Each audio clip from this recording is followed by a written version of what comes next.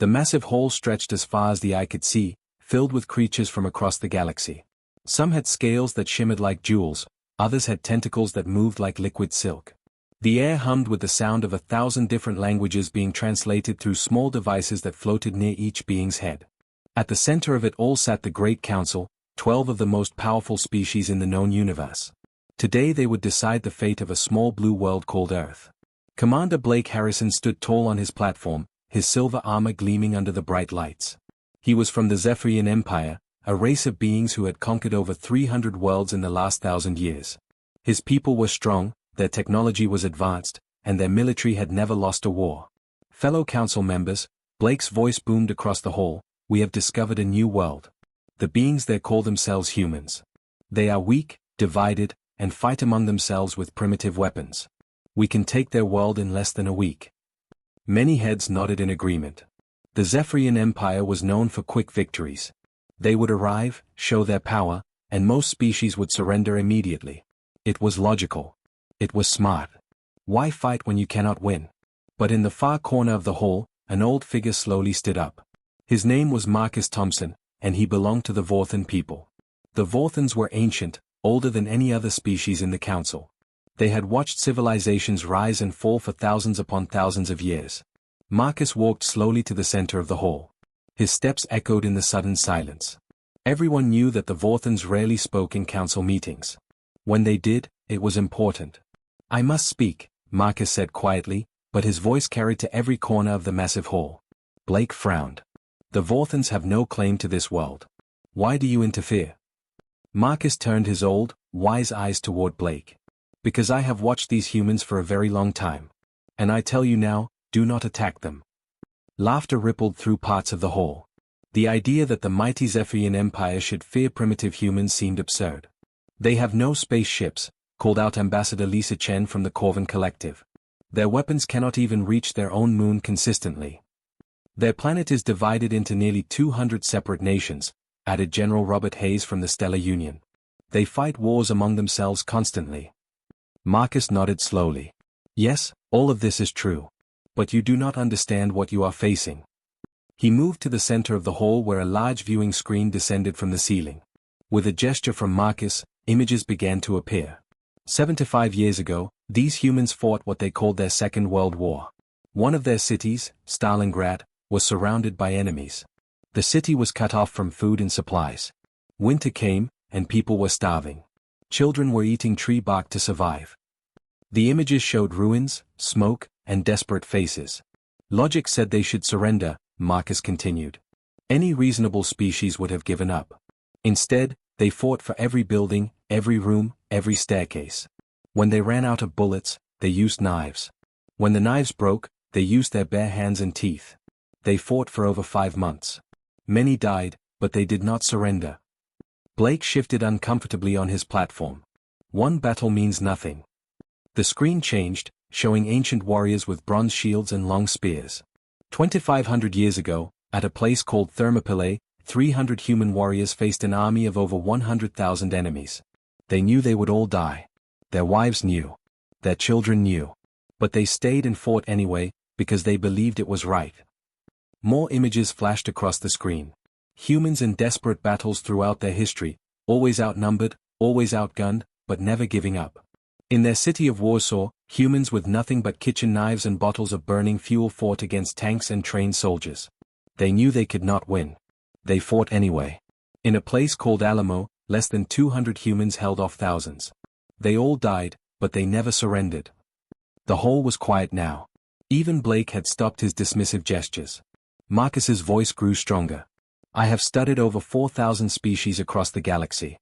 When faced with certain death, they make the logical choice. They surrender, they negotiate, they find a way to survive. It is reasonable. It is smart. He paused and looked directly at Blake. Humans are not reasonable. When you corner them, they do not think about survival. They think about fighting. When you wound them, they do not think about healing. They think about revenge. When you defeat them, they do not think about surrender. They think about the next battle. Surely you exaggerate, said Blake, but his voice was less confident now. I wish I did, Marcus replied sadly. These humans have a saying, give me liberty or give me death. They mean it.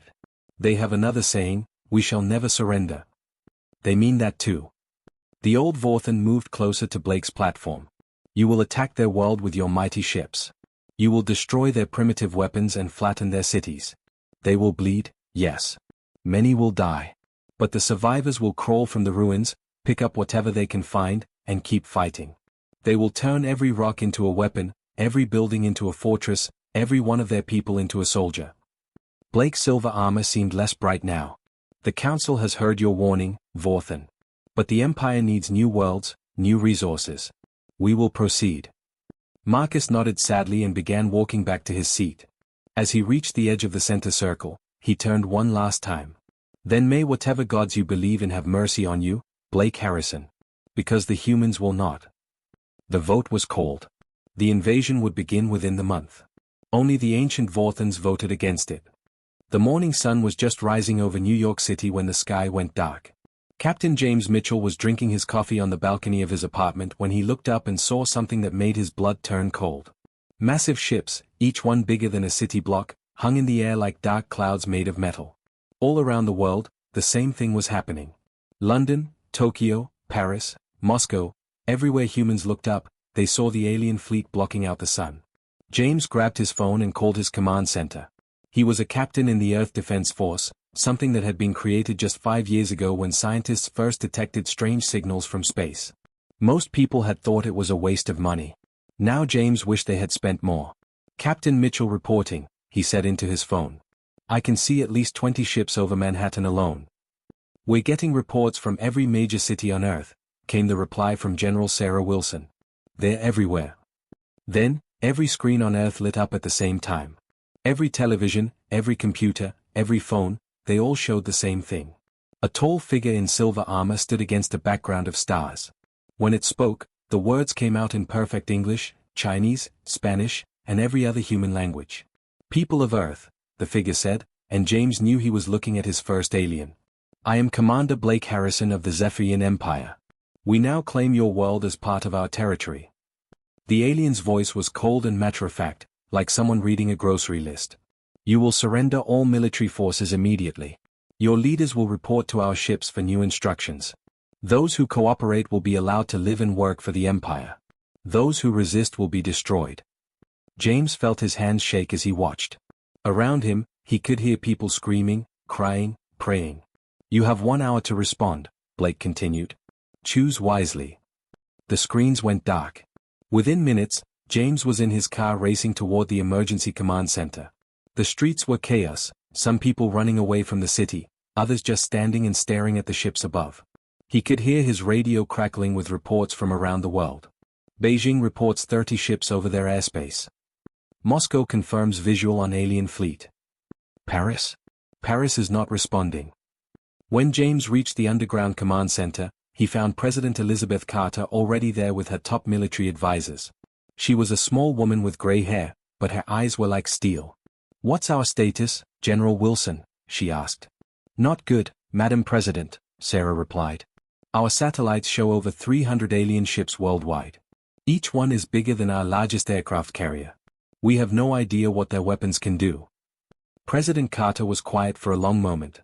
Then she picked up the radio microphone that would broadcast to the entire world. This is President Carter, she said in a calm, clear voice. To the alien commander who thinks he can simply take our world, here is our answer.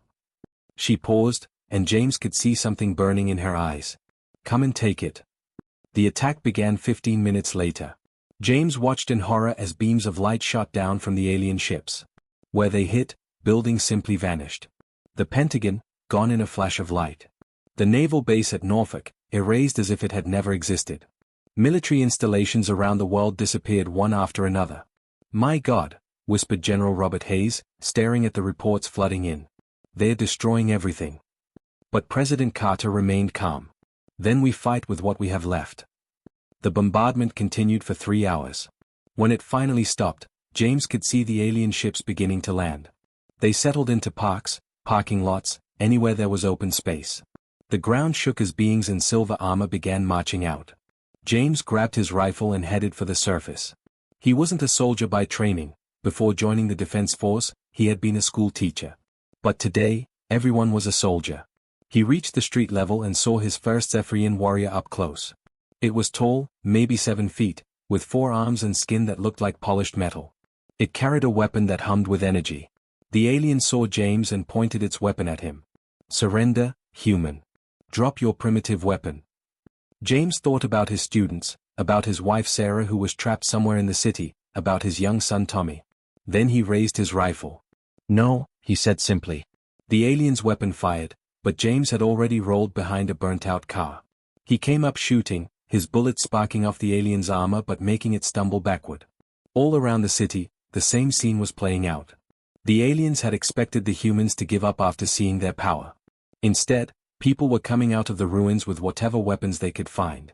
David Brown had been working at a grocery store when the attack began. Now he crawled through the rubble with a hunting rifle, taking shots at alien patrols. Mary Wilson, a teacher like James used to be, led a group of children through subway tunnels to safety while carrying a pistol she had never fired before that day. In his command ship high above, Blake Harrison read the reports with growing confusion. "Sir," said one of his officers, "the humans are not surrendering. They are attacking our ground forces with primitive weapons." "Impossible," Blake replied. "We destroyed their military. We showed them our power. Why do they continue to fight?" "Unknown, sir. But we're taking casualties." Blake stared down at the blue world below. In all his years of conquest, he had never encountered anything like this. Every other species had seen the demonstration of Zephyrian might and immediately given up. It was logical. It was smart. But as reports continued to come in from around the globe, one thing became clear: these humans were not logical. They were not smart. They were something else entirely. And they were not going to surrender. 6 months had passed since the invasion began, and Commander William Foster crouched in what used to be downtown Chicago. The city was now a maze of broken concrete and twisted metal. Smoke still rose from buildings that had been bombed weeks ago. But in the shadows of the ruins, humans moved like ghosts. William had been a police officer before the war. Now he led a group of 43 people who called themselves the Chicago Resistance. They lived underground in old subway tunnels, coming up only to fight. His left arm hung useless at his side, broken in a battle 2 months ago and never properly healed. But his right hand still gripped his weapon firmly, a Zephyrian energy rifle he had taken from a dead alien soldier. Beside him, Lieutenant Anna Roberts peered through a crack in the wall. She had been a nurse before the invasion, but now she was one of their best fighters. Her medical training helped her know exactly where to aim to hurt the aliens most. "Movement," she whispered. 3 Zephyrian soldiers, heading this way." William nodded and signaled to the others hidden in the rubble around them. Tom Anderson, who used to fix cars, now fixed alien weapons.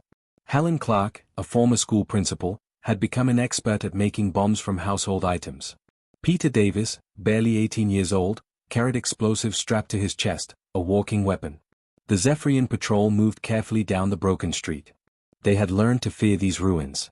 In the early days of the occupation, they had walked openly, confident in their superior armor and weapons. But 6 months of constant attacks had made them nervous. "Remember," William whispered into his radio, "we hit fast and disappear. Make every shot count." The attack came from all sides at once. Tom opened fire from a second-story window, his stolen alien rifle sending bolts of energy into the patrol. Helen's homemade bomb exploded beneath their feet, sending the aliens stumbling. Anna put precise shots into the gaps in their armor. But the aliens were quick to respond. Their return fire turned the building where Tom was hiding into a cloud of dust and debris. William saw his friend disappear in the explosion. "Tom's down," Anna called out. "Keep fighting," William replied, even as his heart broke. They had lost so many friends already. Peter Davis suddenly stood up from his hiding place and ran straight at the remaining aliens. "For Earth," he shouted. The explosion when he triggered his bombs shook the entire street. When the dust cleared, both Peter and the 2 alien soldiers were gone. William closed his eyes for a moment. Peter had been just a kid, working at a fast food restaurant when the war began. Now he was dead, like so many others. But his sacrifice had not been in vain. The patrol was eliminated, and they had captured more alien weapons and supplies. High above in orbit, Blake Harrison read the daily casualty reports with growing frustration. His officers stood around the command table, all of them showing signs of stress that had not been there 6 months ago. "Sir," reported Captain Lewis Scott, "we lost another patrol in Chicago today. That makes 37 soldiers this week." How? Blake demanded. These humans have no real weapons, no training, no organization. Lewis looked uncomfortable. Sir, they seem to have all three now. They're using our own weapons against us, they're learning our tactics, and they're organized into cells across every occupied city. Blake studied the reports. In New York, humans had turned the subway system into an underground fortress. In London, they attacked from the old World War II tunnels. In Tokyo, they used the complex urban landscape to appear and disappear like magic. They should have surrendered months ago, Blake muttered. Any reasonable species would have given up after the first week. Sir, said another officer nervously, there's something else. Our soldiers are reporting psychological problems. Explain. They're afraid to go on patrol. Yesterday, Sergeant Vexthal refused a direct order to enter the ruins of Detroit. He said the humans there fight like demons. Blake's mandibles clicked in anger. His soldiers were the best in the galaxy. They had conquered hundreds of worlds. But these primitive humans were breaking them down. In the ruins of London, Dr. Margaret Thompson worked by candlelight in a hidden basement laboratory. Around her, other humans examined captured alien technology. What they were doing should have been impossible, reverse engineering weapons and equipment that was centuries ahead of their own technology. But desperation made humans do impossible things. I think I understand how their energy cells work, Margaret said to the group gathered around her. She had been a physics professor before the war, but now she was humanity's best hope for evening the odds. Kevin Miller, an engineer who had designed bridges, now designed weapons. If we can figure out their weakness, we can hurt them more effectively.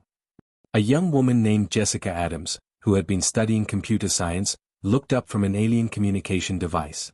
I've been listening to their radio chatter. They're scared. Scared? Margaret asked. Of us? They keep talking about human fear, Jessica explained. Apparently, some of their soldiers are having mental breakdowns. They can't understand why we keep fighting when we're so outgunned. Margaret smiled grimly. It was the first time she had smiled in months. Good. Let them be afraid. The war had changed both sides. The humans had learned to be harder, more ruthless, more cunning. They attacked without warning and disappeared into the ruins. They used their own dead as weapons, booby-trapping bodies to explode when moved. The aliens, meanwhile, had learned to fear shadows. Every building might hide human fighters. Every piece of debris might be a bomb. Every human they captured might be carrying explosives, ready to die just to take a few aliens with them. In his command ship, Blake Harrison stared down at the blue world that should have been conquered in a week. His forces controlled the major cities, or what was left of them. But they did not control the humans. The humans bled. Oh, how they bled. Millions had died in the bombardments and battles. But the survivors did not surrender. They did not break. They just kept fighting. And slowly, Blake was beginning to understand what the old Vorthan had tried to warn him about. 2 years had passed since the first alien ships darkened Earth's sky. In a hidden laboratory deep beneath the ruins of Boston, Dr. Margaret Thompson bent over a workbench covered with alien technology. Her hair had gone completely gray during the occupation, and her hands bore scars from countless hours working with dangerous equipment. Around her, the underground facility buzzed with activity. Engineers, scientists, even teenagers worked side by side, taking apart Zephyrian weapons and rebuilding them. What they were doing should have been impossible for humans to understand, but desperation had made them incredibly clever. Margaret, come look at this, called out Kevin Miller from across the room. He had been a bridge builder before the war, but now he designed weapons that could punch through alien armor. Margaret walked over to where Kevin stood beside a captured Zephyrian energy cannon. The weapon was twice the size of a human, but Kevin had somehow made it smaller and lighter. I figured out how to make it work with our power systems, Kevin explained, his eyes bright with excitement. We can mount these on trucks now. At another table, Jessica Adams worked on something even more important, alien communication equipment. She was only 22, but she had become humanity's expert on Zephyrian technology. Their security codes change every 12 hours, Jessica said without looking up from her work. But I found a pattern. We can listen to their private communications now. Margaret felt a spark of hope. For the first time in 2 years, humans were not just fighting back, they were fighting smart. Above ground, the war had changed completely. Captain James Mitchell led his squad through the ruins of what used to be Central Park. But now he carried a Zephyrian plasma rifle, and his soldiers wore pieces of alien armor over their human uniforms. The aliens no longer walked openly through the cities. They moved in heavily armed groups, always watching the shadows. Every patrol was an adventure in terror, because humans could be anywhere. "Contact ahead," whispered Sergeant Lisa Johnson into her radio. She had been a secretary before the war, but 2 years of fighting had turned her into a deadly soldier. James peered around a broken statue and saw a group of 6 Zephyrian warriors moving carefully down a street. They looked nervous, constantly checking doorways and rooftops. But James's squad was not hiding in the ruins this time. Above them, Lieutenant Michael Stevens piloted a captured alien fighter ship. The humans had learned to fly the enemy's own aircraft. "Phoenix 2, this is ground team," James spoke into his radio. "We have targets for you." The attack came from the sky. Michael's captured ship dove down and fired alien weapons at the patrol below. The Zephyrians scattered, trying to find cover, but they were caught in the open. When the fight was over, all 6 aliens were dead, and the humans had not lost a single person. In orbit above Earth, Blake Harrison stood in his command center, reading reports that made no sense. His officers gathered around him, all showing signs of stress that had grown worse each month. "Sir," reported Captain Lewis Scott, "the humans shot down 3 of our fighters today. They're using our own ships against us." Blake's hands clenched into fists. "How did they learn to fly our aircraft?" "Unknown, sir. But they seem to learn everything very quickly. Last week they captured one of our communication centers. This week they're jamming our signals." Another officer stepped forward. "Sir, I have reports from the occupation zones. Our soldiers are requesting to be moved to other duties. They say they cannot handle fighting humans anymore." Blake stared at him. "What do you mean?" "Many of our troops have developed what they call human fear, sir. They have nightmares about humans who keep fighting even when they're dying. Some soldiers refuse to enter human areas alone." On the main screen, Blake called up images from around the world.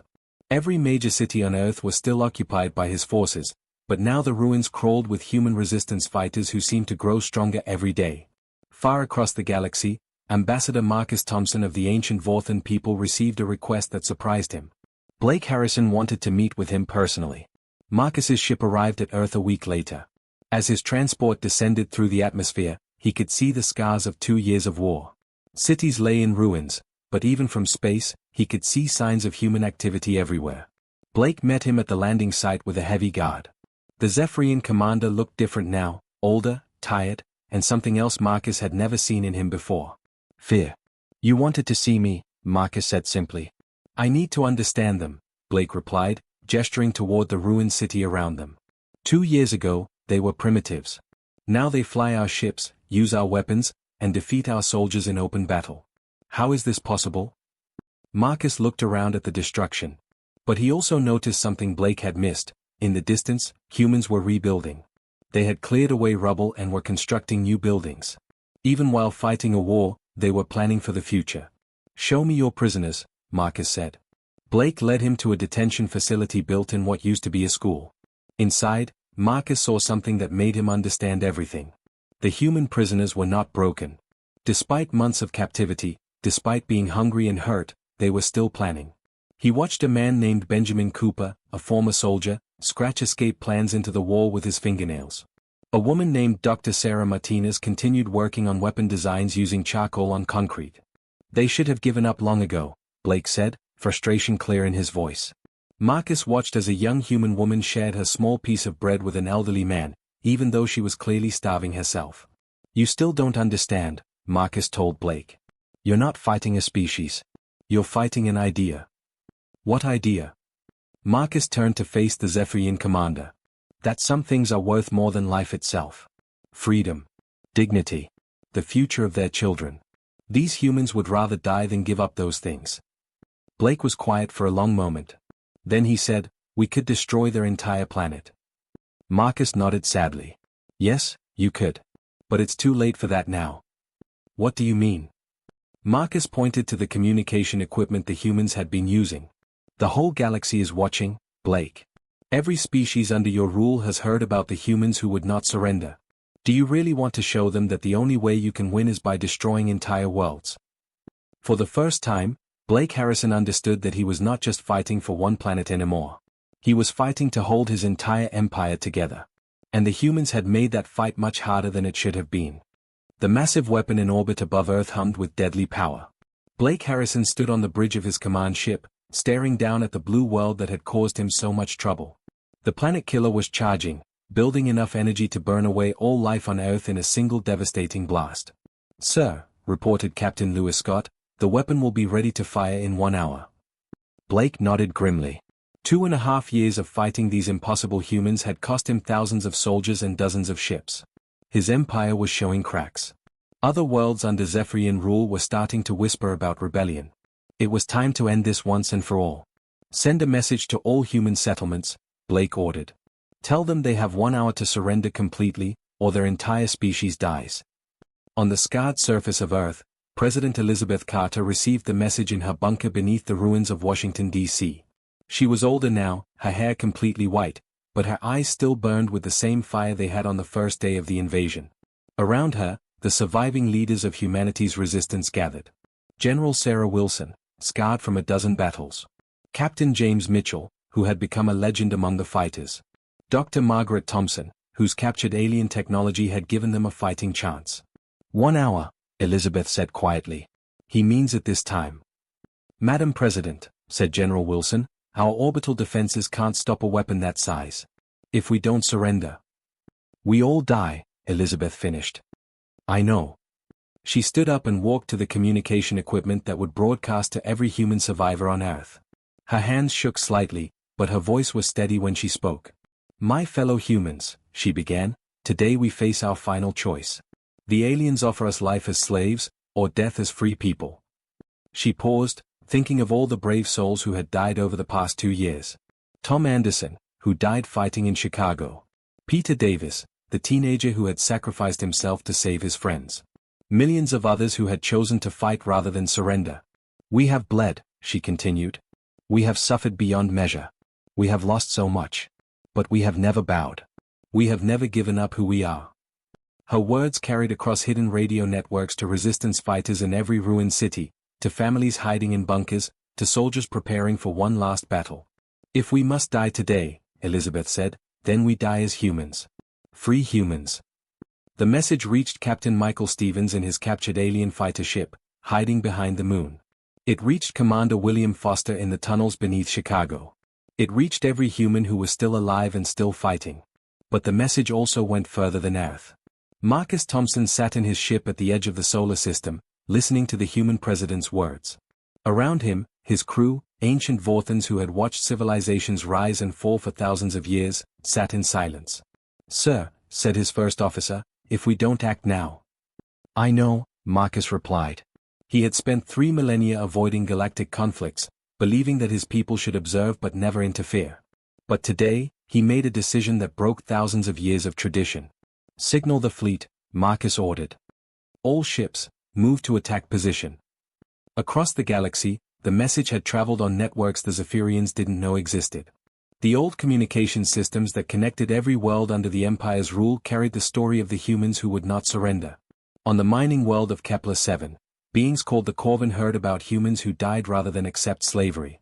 The Corvin had been slaves themselves for 50 years. On the water world of Oceanus, the Aquari listened to stories of humans who kept fighting even when victory was impossible. The Aquari had given up their resistance 20 years ago. From 100 conquered worlds, the message was the same: if humans could fight back, maybe they could too.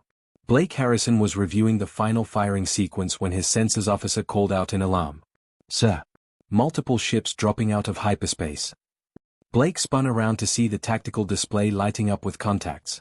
Ships were appearing everywhere, not just Vorthan vessels, but craft from dozens of species across the galaxy. "How many?" Blake demanded. "Over 3,000 ships, sir. And more arriving every minute." On the communication screen, Marcus Thompson's ancient face appeared. "Blake Harrison," Marcus said calmly, "you will power down your weapon and withdraw from this system. You have no authority here, Vorthan." Blake snarled. "Today I do," Marcus replied. "Today, we all do."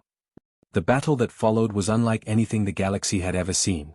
It was not just the Zephyrian fleet against the human resistance anymore. It was the Zephyrian Empire against half the galaxy. Ships that had been enemies for centuries fought side by side. The proud Stellar Union fought alongside the mysterious Shadow Fleet. Merchant vessels armed themselves and joined the battle. Even civilian craft came, bringing supplies and evacuating the wounded. Captain James Mitchell watched from the surface of Earth as the sky exploded with light. Alien ships fought alien ships in a massive battle that stretched across the entire solar system. "My God," whispered Dr. Margaret Thompson beside him. "They came. They all came." In the command ship, Blake Harrison watched his empire crumble around him. His officers reported ship after ship being destroyed or surrendering. But worse than the military defeat was the political one. Every world in his empire was rising up at once. "Sir," Captain Lewis Scott said quietly, "we're receiving surrender demands from our own colonies. They're declaring independence."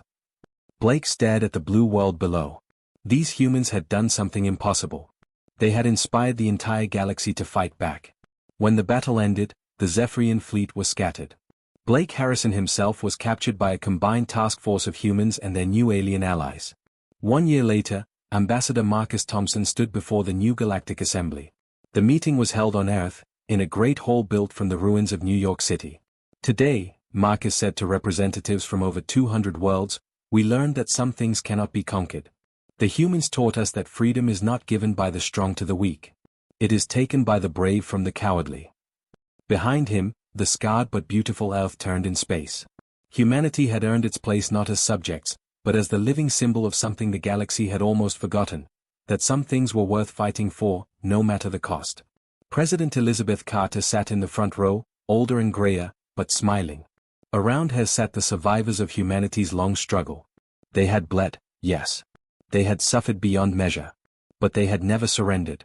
And in refusing to surrender, they had freed the galaxy itself.